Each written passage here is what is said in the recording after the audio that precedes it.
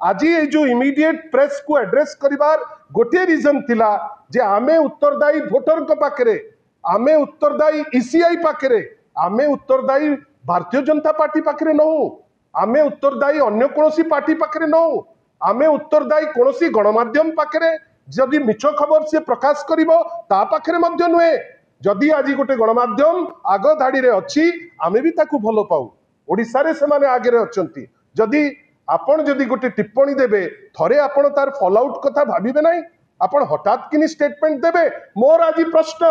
सेही गणमाध्यम को जो मान गणमाध्यम काली ठारू निज स्वार्थ पाई से न्यूज बजै चलीची एवं भारतीय जनता पार्टी को जार किछि लोक अवांतर प्रश्न करथिले, आपण कहंतु जे जो ओथ कथा काली ठारू कहि होउचंती एफिडेविट रो कथा सिटा आईन रो को प्रोविजन रे सेटा मागुचंती,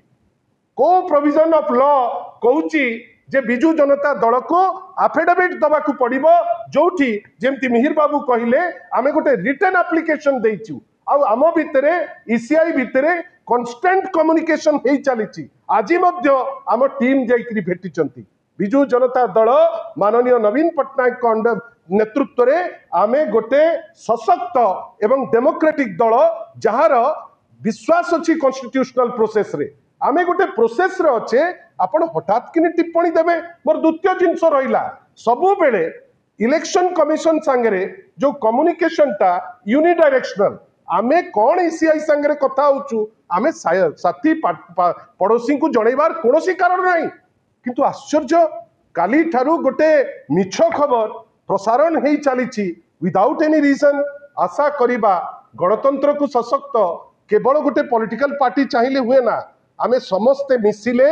गोटे गणतंत्र सशक्त हबो। जदि भोट रे तारतम्य होईची बिजू जनता दल जदि लेखिकी देइची सेतिकी सत्साहस अछि जे से जिनिस को एग्जामिन करिबा पाई आवश्यकता बेली लेखिची, हठात किनी ए जो भ्रमात्मक खबर रु क्षांत रुहंतु जो माने भी ताकू करूचंती। आमे आशा करिबा आजिकार जो भी आमे आपण को पाखरे क्लारिफिकेशन देलु आमे भाबुचु जे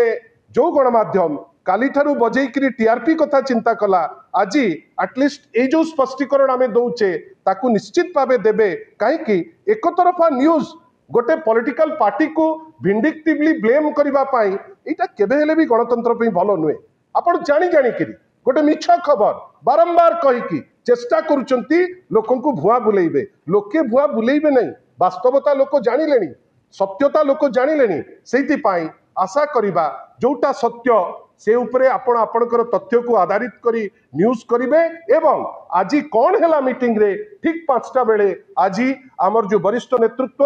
अमर सर देवी मिश्र महोदय आपणकर समस्त पार्लियामेंट सदस्य आज जाइकरी भेटिचंती ईसी को 5टा बेले से माने प्रेस को एड्रेस करिवे दिल्ली रे, किंतु